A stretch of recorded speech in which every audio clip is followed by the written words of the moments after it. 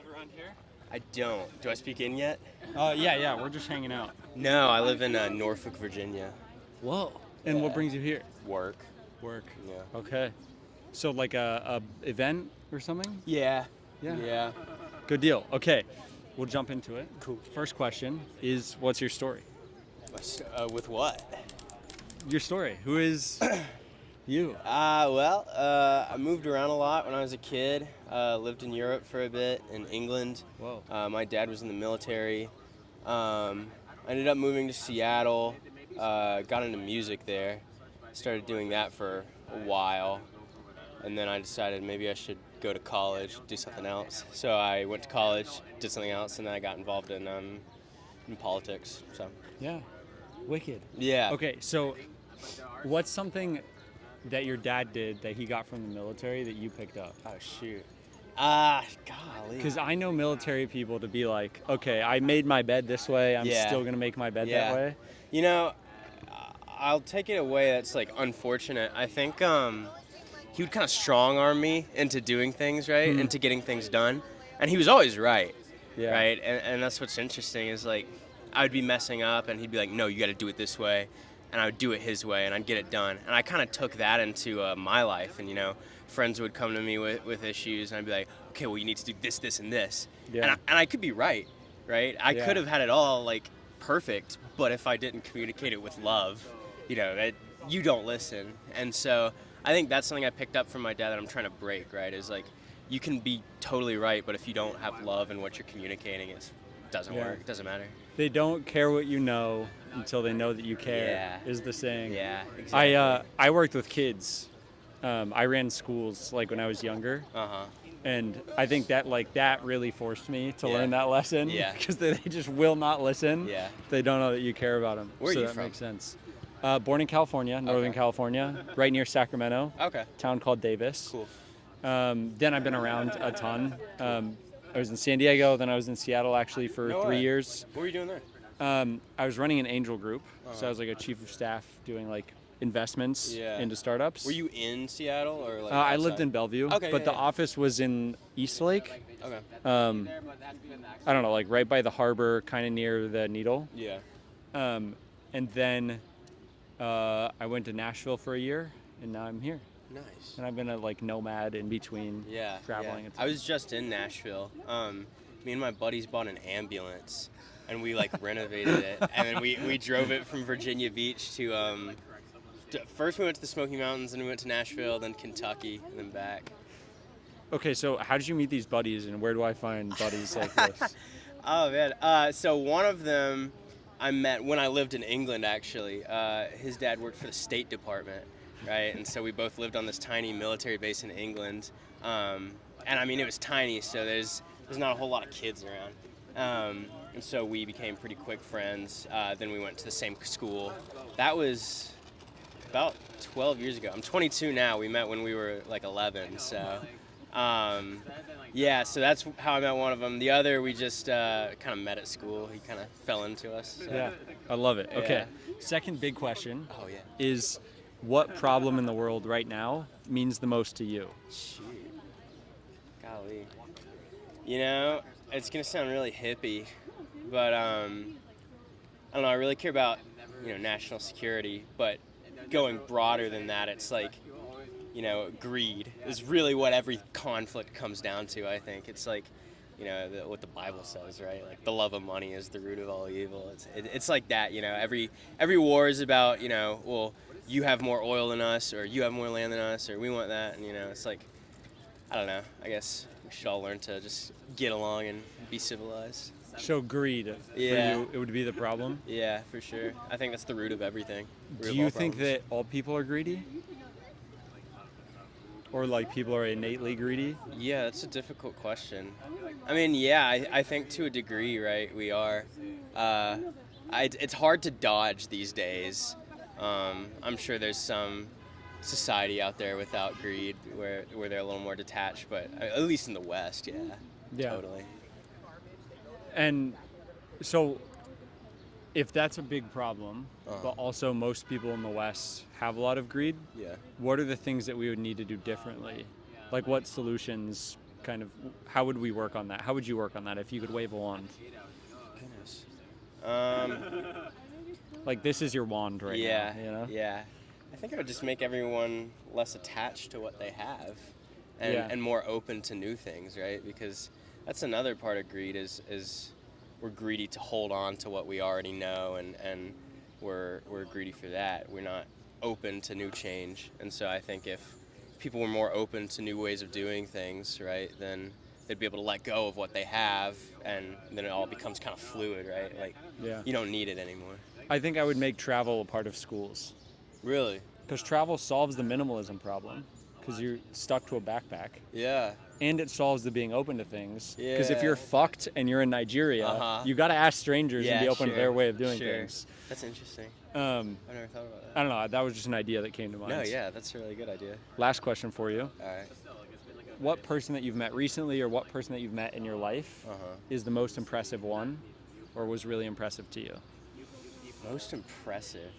Yeah. Who have you met recently that was really impressive to you? What number am I? 78, 79? Yes. You've probably gotten this a lot, but I don't know. My girlfriend is very impressive. She just got done going to The Hague. She's practicing international law. She's really young. She's like the youngest person in the room wherever she goes. Young to be doing all that, you know. Yeah. And so, I don't know, just her background, how she grew up, and then what she's been able to accomplish. Just her work ethic, it's really insane. So. Isn't it great to date somebody like that? Yeah, it is. It's very like freeing in a way. Yeah. My girlfriend, same. She's she's trying to build a neuroplasticity clinic. No way. Which is like psychedelics, somatics, and like different nutrition things. Yeah. To help people with traumatic brain injuries. Yeah. Like fix all of the symptoms. That's awesome. Because you can. Yeah. Except they just passed a bill about. They just she legalized was a in lot. the Capitol. She made the news, No way. lobbying for these No laws. way. Yeah. That's awesome. Good for her. So same. I get what Yeah. you're saying of like it's the craziest like accountability and freedom that you get from that. Extra credit question. Okay. Super short. Okay. You don't live here, No. so I can't ask you for New York advice. But what's your best like challenge for me in life? For you. Because instead of advice, I'd rather give people a challenge. Yeah. Because they'll end by doing it. You know. Sleep on a few floors. I don't know. I think that's Great the advice. most humbling thing you can do. You're lowering yourself literally to the floor, but you also usually have to ask someone if I can use their floor. You make a lot of friends. I don't know. It's just very humbling. That's very good so for good. you, I think. That's so good. Yeah. Incredible. Ethan, it was? Yes, sir. What's your name? James. James. Nice to meet you. So James. nice to meet you. Yes, sir. Thanks for stopping Yeah, by. man. Thank you. How long are you here in the city? I'm in Suffern, New York. So I just took the train in for the day. Oh, dude, good pick. Yeah. My Instagram's right here. Oh, cool. So I will tag you. I can send you the video before I post it. If you're around, or end up being around, I'm gonna do a potluck. Oh, no with way. as many people as I could that I interviewed. Huh. So I'll send you the invite. You can always send a friend or somebody in your place if you're not here. Yeah, I might. But at the least I can tag you. That's awesome, dude. Yeah, dude. It's like meeting your neighbors, but in public. Actually, double in public, because I'm posting it and I'm sitting on a park bench. What are you posting it to? Yeah, that's my like main Instagram. I'm gonna put the full one on YouTube. Cool. I don't like the whole like clip it up, try to optimize it. Yeah. So it's literally gonna be me starting and stopping the camera, That's the whole awesome. thing. And then I'll do like some cool trailer thing for each one and put it on Instagram and like LinkedIn and stuff. Yeah. To like tell people the thing on YouTube exists. Yeah. And I'll tag you in that. Sure. Who's the most interesting person you've talked to so far? Dude, I've talked to, so it's been really interesting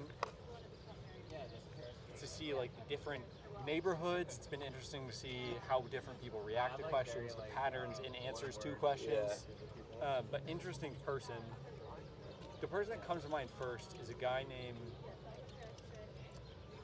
it was just in my head, Melvin or something. He was an actor. I met him when I was in Brooklyn at a park. He was misdiagnosed as bipolar like 5 or 10 years ago, and he gained like 110 pounds. He got put in like an asylum. Like that totally like skewed his life. Yeah. You know, when he got to the asylum, he was there, and he's like, I like don't think I'm this. So he talked to a doctor. The doctor like finally was the first person to be like, no, you're not bipolar. Like, you know, they did this wrong. Yeah. Since then, he's lost, I think, 150 pounds. Holy cow. Like, probably one of the most handsome people I've sat down with. Yeah. He's an actor, like, and just like so intense, like so focused on what it is that he's doing. And he had just like the craziest arc of like, he hadn't like taken a day off work in 3 months, not because he like couldn't, but because he was just like so obsessed with doing this thing. That was a really interesting guy. I interviewed a guy who was a composer and played dance music for like every dance school in New York, and like very good at music. Yeah. And he left to make a app that lets you play. It's like Pokemon Go and Tag combined.